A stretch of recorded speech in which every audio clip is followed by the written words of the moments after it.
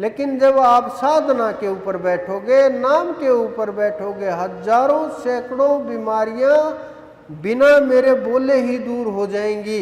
मेरे भी इतना जोर नहीं लगेगा, आप भी रोगी नहीं होगे।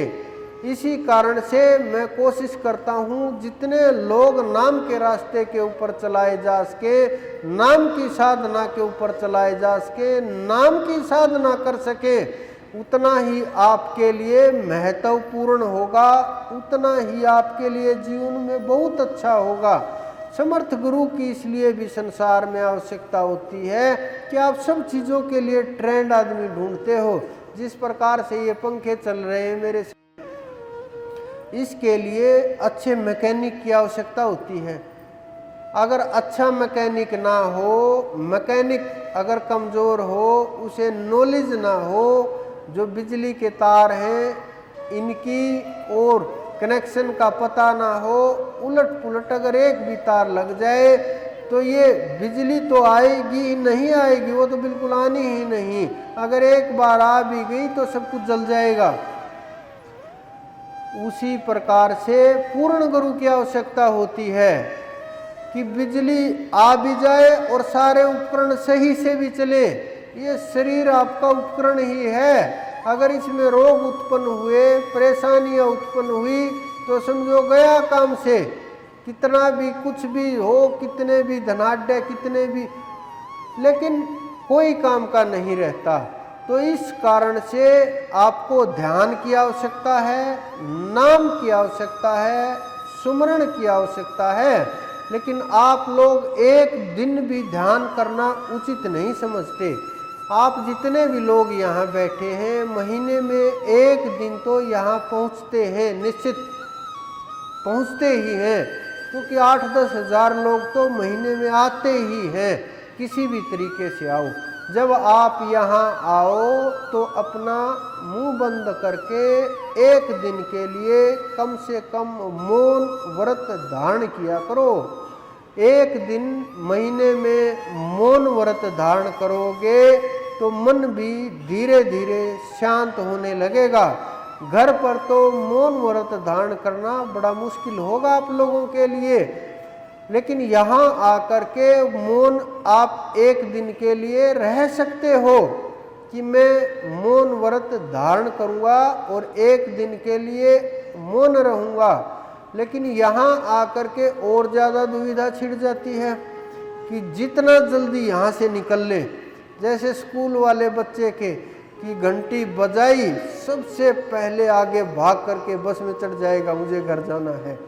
उसी प्रकार से यहाँ अंदर मिले, उनसे पहले वाला 2 मिनट मिला, आप चाहे आधा घंटा लग जाए कि जी बहुत ज़्यादा लोगों को टाइम दे दिया। मैं बोलता हूँ और तुम कि जी बस मेरे को तो मिलता रहे।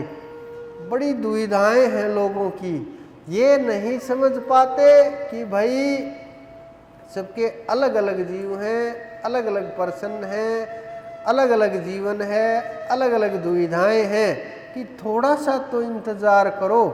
आप लोग जब इंतज़ार ही नहीं कर सकते, बहुत लोग तो ऐसे हैं कि यहाँ किसी ने बोल दिया थोड़ी देर बाद नंबर आएगा, भाग जाते हैं, घर तक गालियाँ देते जाते हैं, मुझे भी और सेवादारों को तो इतनी गालियाँ देते हैं कि इन्होंने इतना नाश कर दिया, बस पूछो मत। कोई छोटी मोटी बात बोल दे, नियम के लिए, संयम के लिए, काम के लिए, आप लोगों की सुविधा के लिए बड़ी परेशानियां आती हैं। तो ये छोटी छोटी जो आप बोलते हो ना परीक्षाएं ले रहे हो, मैं नहीं ले रहा परीक्षाएं। आप अपने आप फंसे हुए इन छोटी छोटी चीज़ों में। मैं फिर आते मेरे पास, मैं पूछता हूँ गालियाँ क्यों दे रहे थे कि जी बस माफ़ी दे दो, कि माफ़ी वाफ़ी कुछ नहीं, ध्यान किया करो। मेरे को तो देते रहो, बाहर मत देना किसी को, लड़ाई कर देंगे वो लोग। तो आपको ध्यान की सबसे ज़्यादा आवश्यकता है। बिना ध्यान के जीवन में कभी भी कल्याण नहीं होगा।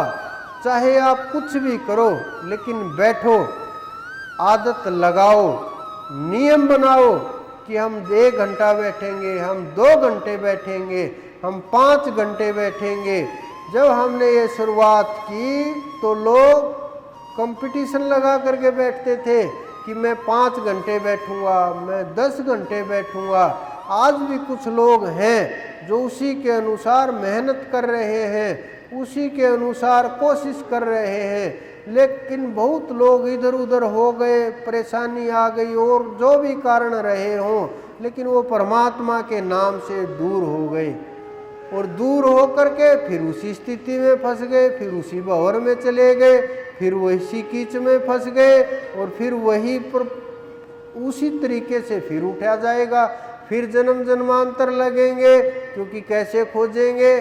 गुरु को स्वीकार हो ना हो बड़ा मुश्किल होता है। अगर पूर्ण गुरु स्वीकार ना करे तो जन्म की हानि हो जाए, टक्कर मारते हुए इधर उधर घूमता रहेगा, वो परम तत्व स्वीकार नहीं कर सकता, वो आत्मा जीवन मुक्त नहीं हो सकती, क्योंकि संतों के मुख से निकला हुआ वाक्य रोक नहीं सकता, बड़ी मुश्किल होती है। तो इस कारण से ध्यान की इतनी आवश्यकता है, इतनी है हद से ज़्यादा, लेकिन आप उसके ऊपर न ध्यान दे करके सांसारिक वस्तुओं के ऊपर, छोटी छोटी चीज़ों में, खाने पीने की वस्तुओं के ऊपर, टाइम के ऊपर, जो आपका सबसे कीमती समय है, ये समझो आप जब आप ऐसे बैठ करके उस परमात्मा के बारे में, आत्मा के बारे में, ध्यान के विषय में जानने का, सुनने का, वहाँ के रास्ते का, मार्ग का, चिंतन का, साधना का, समाधि का, अनुभव का जो आप लोग रस ले रहे हो, आनंद ले रहे हो, इससे श्रेष्ठ समय कोई नहीं हो सकता। इससे श्रेष्ठ समय बस आपकी समाधि का है कि आप बैठ करके एकाकार हो जाओ, उसको तो मैं इससे श्रेष्ठ मानता हूँ। कोई मानता हो ना मान, मैं इसको श्रेष्ठ मानता हूँ कि आप एकाकार हो गए, अपने में लीन हो गए, दूसरे की आवश्यकता ही न रही। फिर उस व्यक्ति के लिए ये चीज़ें जो मैं बोल रहा हूँ ये नीचे की चीज़ें रह जाती हैं, लेकिन जब तक स्वयं की खोज नहीं हुई, परम तत्व की प्राप्ति नहीं हुई, तब तक उसके लिए इससे महत्वपूर्ण कोई समय नहीं है कि आप बाहर से भी मौन हो चुके हो, अंदर से भी मौन हो चुके हो, मौन धारण कर लिया है और एक एक चीज करके बुरी चीज़ों को भी छोड़ रहे हो। हजारों लोगों ने प्रयास किया नशे से दूर जाने के लिए, बहुत से लोगों ने अलग अलग प्रकार के संकल्प लिए, बुराइयां भी त्यागी, वो लोग साधना कर रहे हैं, बहुत साधना कर रहे हैं, प्रयास कर रहे हैं चढ़ाई शुरू हो जाए, और चढ़ाई शुरू हो भी जाएगी अगर साधना करते रहे तो। लेकिन जो कुछ समय के लिए छोड़ा फिर शुरू किया, उनके लिए बड़ी दुविधा होगी, वो फिर खराब हो जाएगा, उनका जीवन परिवार खराब हो जाएगा, फिर परेशानियां झेलनी पड़ेंगी। तो आप लोगों को अपने आप को नियम में रखना है, ध्यान में रखना है, उस नूरी गुरु को खोज करना है, उनके चरणों की धूल तक पहुंचना है, उनके चरणों की धूल आपके मस्तक के ऊपर लगनी चाहिए। अगर उनके चरणों की धूल एक बार लग गई, वही ब्रजरज है, वही सब कुछ है, उसी से कल्याण होगा, उसी से ये मानव का चोला सफल होगा, उसी से मृत्यु का भय समाप्त होगा, उसी से आपके अंदर प्रेम का झरना फूटेगा, उसी से आप आगे बढ़ोगे, उसी से आप नाद पकड़ करके चढ़ोगे।